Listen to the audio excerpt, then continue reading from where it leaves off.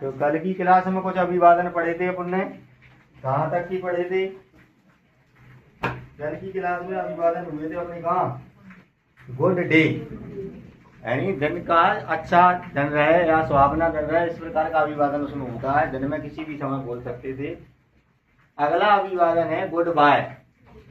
क्या है? Good bye.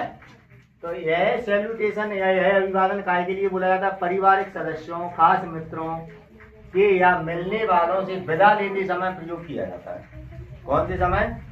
विदा। विदा का मतलब है अपन जब जा रहे हैं कहीं या निकल रहे हैं उस टाइम लिया जाता है। ठीक है, तो विदा लेते समय किया जाता है। यह दिन या रात में कभी भी प्रयोग किया जाता है। इसके लिए कोई निश्चित समय नहीं है कि सुबह के शाम गुड मॉर्निंग कह रहे थे, शाम के शाम गुड इवनिंग कह रहे थे और सुबह जा रहे थे तो गुड नाइट कह रहे थे।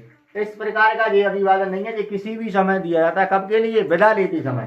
क्या कहा जाता है? Goodbye dear, goodbye daddy, goodbye mummy, मतलब मम्मी पापा से भी या प्रिय से भी अगर आप बोले रहे विदा तो आप कह सकते हैं। गुड बाय के स्थान पर बाय बाय भी करते हैं, हाथ लगा के बाय बाय, तो मतलब इसका अर्थ भी यही होता है कि विदा लगे नहीं, हम जा रहे हैं। ठीक है, तो जी वाला अभिवादन आपको समझ में आया? Goodbye. फिर लिखा है बड़े लोग छोटों को विदा समझते समय, विदा करते समय एड्यू क्या का प्रयोग करते हैं? एड्यू। इसमें आशीर्वाद का भाव छिपा रहता है। बाय बाय का मतलब तो होता है जा रहे, लेकिन अगर बड़े लोग छोटे लोगों को विदा करते समय क्या कह सकते हैं? एड्यू। उनने बाय बाय करी, एड्यू, यानी इसका मतलब होता है आशीर्वाद है। ठीक है बेटा। दूसरा लिखा है चेरियो। चेरियो और सो लॉन्ग, ये दोनों अभिवादन गुड बाय के ही हैं। गुड बाय के ही सलोंग बोलचाल रूप है और विशेष निकटता वाले लोगों के बीच गुड बाय के स्थान पर प्रयोग किए जाते हैं। यानी ज्यादा संबंधित है या ज्यादा आपका घनिष्ठ व्यक्ति है, उसके लिए आप गुड बाय के स्थान पर क्या कह सकते हो? चेरियो। चेरियो मतलब एक प्रेम छिपा हुआ है, अभाव छिपा हुआ है, आपकी निकटता छिपी हुई है, तो उसके द्वारा भी हम बाय बाय की जगह क्या कह सकते हैं? चेरियो कह सकते हैं। ठीक है। फेयरवेल। फेयरवेल कभी कभी है अभिवादन भी गुड बाय के स्थान पर किया जाता है। ठीक है, ये भी घनिष्ठ व्यक्तियों के लिए होता है। अब उसके बाद अपना अभिवादन आ रहा है जिसका सबसे ज्यादा प्रयोग करते हैं, उसको कहते हैं अपन हेलो। क्या कहते हैं? हेलो। यानी किसी से वार्तालाप करते समय, कहीं कोई मिल रहा है उससे बोलते समय अपन कौन से अभिवादन का प्रयोग करते हैं? हेलो का। तो देखो हेलो, हेलो, हेलो, यानी ये स्पेलिंग लिखी हुई है HELLO, HALLO, HULLO, ये कई चीज है हेलो, या HI हाय।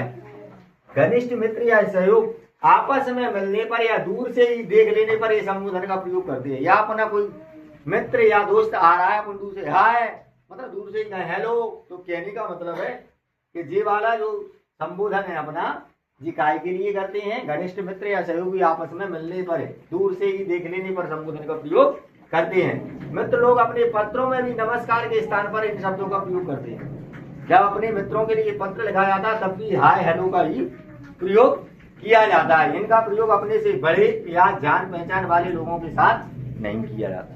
अपने से बड़े लोगों के लिए नहीं है, किसके लिए? अपनी आपसी उम्र के लिए या अपने जो दोस्त यार हैं यहाँ पे समान उम्र के हैं। किसी का ध्यान आकर्षित करने के लिए अथवा आश्चर्य या उत्सुकता का भाव प्रकट करने के लिए भी इन शब्दों का प्रयोग किया जाता है। इन्हीं अर्थों में हे का प्रयोग भी किया जाता है। मतलब कोई को बुलाना है, टेरना है, किसी को बुलाने के लिए भी हेलो, तो इससे अपन क्या है उसका ध्यान चेंज करने के लिए कर रहे हैं, यानी उसको बुलाने के लिए भी प्रयोग कर रहे हैं। ठीक है, इतना सब समझ में आ रहा है? इतना सब समझ में आ रहा है? अब देखो जरा उसके बाद क्या होता है। हेलो का प्रयोग किस किस प्रकार से है?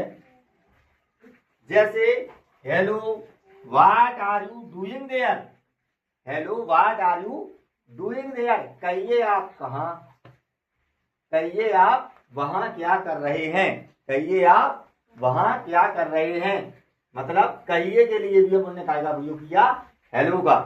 उसके बाद बेटा क्या लिखा हुआ है? उसके बाद लिखा हुआ है hello what is this.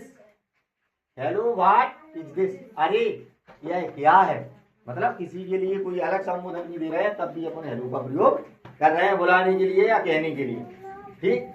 C you या hope to see you again, see you hope to see you again, ये सब प्रयोग काय के लिए होता है? घनिष्ठ लोग या पारिवारिक लोग विदा लेते समय इन वाक्यों का प्रयोग करते हैं जिनका अर्थ है फिर मिलेगी। कहते हैं see you tomorrow, see you evening यानी शाम को मिलते हैं, टुमारो यानी कल मिलते हैं। इन सब शब्दों के लिए अपन कहीं जा रहे हैं विदा लेते समय सो कहते हैं see you, bye see you, tomorrow यानी कल मिलेंगी, या इवनिंग यानी शाम को मिलेंगी। ठीक है, तो इस प्रकार के संबोधन के लिए जाते समय करते हैं। देखा please to meet you, please to meet you इसका अर्थ होता है बेटा मुझे आपसे मिलकर प्रसन्नता हुई। तो घनिष्ठ लोग मिलते ही प्लीज टू मीट यू कहते हैं। जब अपने घनिष्ठ मतलब मित्र लोग आपसी प्रेम वाले जब मिलते हैं तो वे क्या कहते हैं? प्लीज टू मीट यू यानी आपसे मिलकर प्रसन्नता हुई। किसी प्रियजन के यात्रा पर जाते समय, किसी परीक्षा या इंटरव्यू के लिए जाते समय, आप पेपर देने जा रहे हो, आप पेपर देने जा रहे हो या कहीं यात्रा पर जा रहे हो, तब उस समय शुभकामनाएं दी जाती है गुड लक, काय के द्वारा? गुड लक बहुत इंपोर्टेंट है और बोलचाल में ज्यादा यूज नहीं करते। गुड लक, बेस्ट ऑफ, बोलचाल में तो सब यूज होते हैं, बेस्ट ऑफ लक या फिर my ever best of wishes, my ever best of wishes, all the best.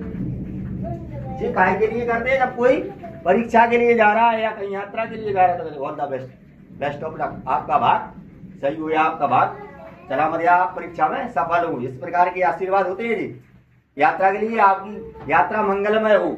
जैसे आपने कह दिया good luck, best of luck मतलब आपकी यात्रा सफल हो, या गुड लक कह दिया तो आप जिस परीक्षा में देने जा रहे हो वहां में पास हो जाओ। इस प्रकार का आशीर्वाद इसका कहने का अर्थ होता है। फिर लिखा हुआ है wish you happy comfortable journey, wish you happy comfortable journey. समुद्री या हवाई यात्रा पर जाने वाले को कह सकते हैं क्या? विश यू हैप्पी जर्नी या कंफर्टेबल जर्नी। तो इस प्रकार के अभिवादन काय के लिए? समुद्री यात्रा या हवाई यात्रा करने वालों के लिए कह सकते हैं। उसकी जगह ये भी कर सकते हैं वन वॉयज, ये लेकिन अपना नहीं है, जी काय का फ्रेंच भाषा का।